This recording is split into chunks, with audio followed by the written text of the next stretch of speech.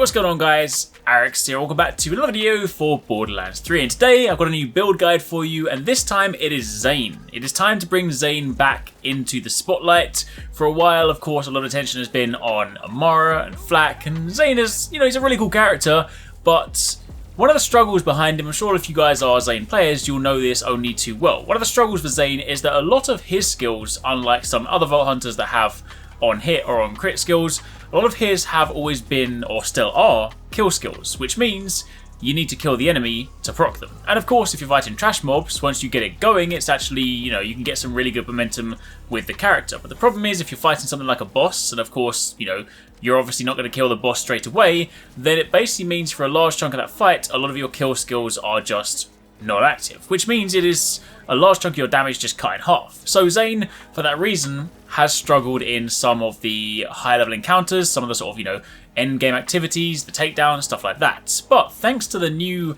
Moxxi's DLC, there's a new class mod which is incredibly good for Zane. The Seeing Dead class mod basically makes it so that whenever Zane damages an enemy with his weapon, he has a chance to automatically activate all of his kill skills, and additionally those kill skills gain a plus 25% bonus. So basically, this class mod turns your kill skills into on-hit skills, and that is a massive game changer, because that alone basically means you are then able to proc them a lot easier, a lot more frequently, and in certain situations with the right setup, you can have an almost 100% uptime on some of them, so you can now start doing the insane damage you kind of always sort of set yourself up to do, but almost all the time. So build-wise, this may well be, largely speaking, similar to something you've seen before, but of course, with the presence of this new class mod, it now completely and utterly changes the playing field, because, Zane is back from the bench, lads. Let's put it that way. He is ready to fight. So let's go through this. Again, of course, the most important thing is, without question, the Seeing Dead class mod. This is ultimately the foundation, the crux of this build. Without this, it really doesn't work. So this 100% is something you need to get. On top of that, of course, grenade is still pretty important, because as you'll see when we look at the skill tree, your grenades they kind of come from everywhere, right? Although, as a Zane player, when you select two of your different abilities, of course the clone and the shield in this case, you do sacrifice your grenade, but because of the way that it's spec'd out, you can often fire grenades from your gun, your clone can throw grenades, you have other ways of kind of distributing grenades, so you can still get plenty of value out of this. And the It's Piss grenade is basically just a flat debuff on enemies. They take 20% more damage for 6 seconds, so it is a very, very good option. As for your shield in this situation, we're running with the Transformer. This just converts 100% of shock damage into shields.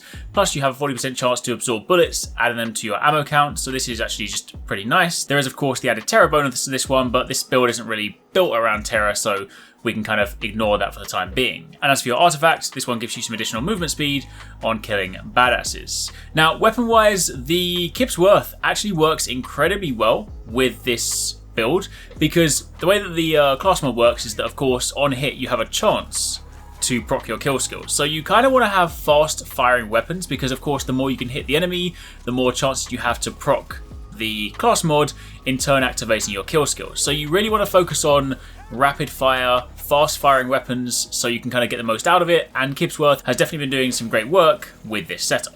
Now, turning our attention to the skill trees, firstly on the double agent skill, we of course have the Digiclone. This is of course an important part of your build. You guys know the Digiclone by now. You spawn it, you can swap places with it, but of course, as you'll see with some of the mods, it helps out massively in this build. We then have 5 points in Synchronicity, where whenever one or more of Zane's action skills are active, he gains increased gun damage for each active action skill. You then have maxed out Donnybrook, which is a kill skill, so whenever Zane kills an enemy, he and his Digiclone received increased gun damage and health regeneration for a few seconds. This effect stacks twice. You then have Fractal Frags. The Digiclone now throws a copy of Zane's current grenade mod, so of course you can take advantage of its piss, and if the Digiclone is killed, it also drops a free grenade. Plus you have a kill skill, where killing an enemy while the Digiclone is active gives the clone a chance to throw a grenade. You then have Duct Tape Mod, where the first shot fired from Zane's gun also has a chance to fire a grenade. This skill has a short cooldown, so just this line alone means you actually have plenty of, grenade potential despite not actually having a grenade to throw yourself. You then also have the maxed out Pocket Full of Grenades, another kill skill where after killing an enemy, Zane gains grenade regeneration for a few seconds. This effect stacks twice, so basically you have the ability to put out quite a lot of grenades and also regenerate them in the process. And you then have Old You, where during your fight for your life status, if your Digiclone is active, you can destroy it and immediately gain a second wind with full health. As for your mods, you have Binary System, where whenever Zane swaps place with his clone, a Cryo Nova is triggered around Zane and his clone. Plus, you also have Schadenfreude, where whenever the clone takes damage, Zane's shield is restored by a portion of that damage. Now, if we jump over to the Sentinel tree, keep in mind that although the skill we've selected in this situation is the shield, we are going down the Sentinel tree because basically the purpose behind this build is to try and get as many of the potent kill skills, because the way that, of course, the class mod works means that we can activate pretty much all of them, or in fact any of them that we have selected, whenever we land those shots. So we're really kind of going down the Sentinel tree just to stack those powerful kill skills. The green tree is a lot more so for survivability, and the only reason we're picking up the shield in this situation is, as I'll explain a little bit later, for just kind of a passive protection bonus as we're running around. So for the time being, going down the Sentinel tree, you're going to want Violent Speed, which is another kill skill, where after killing an enemy, Zane gains increased movement speed for a few seconds, and this effect stacks twice. You then have maxed out Violent Momentum, where Zane's gun damage is increased while moving. The quicker he moves, the greater the gun damage bonus. Again, that will link quite nicely into the shield stuff later on. We then have Cool Hand, where Zane gains increased reload speed, plus you get a kill skill. After killing an enemy, Zane's reload speed is increased for a few seconds, and this effect stacks twice. Death Follows Close, of course, makes it so that all of Zane's kill skills gain increased effect and duration. You then have Violent Violence, which is another kill skill, where after killing an enemy, Zane gains increased fire rate for a few seconds, and this effect stacks twice.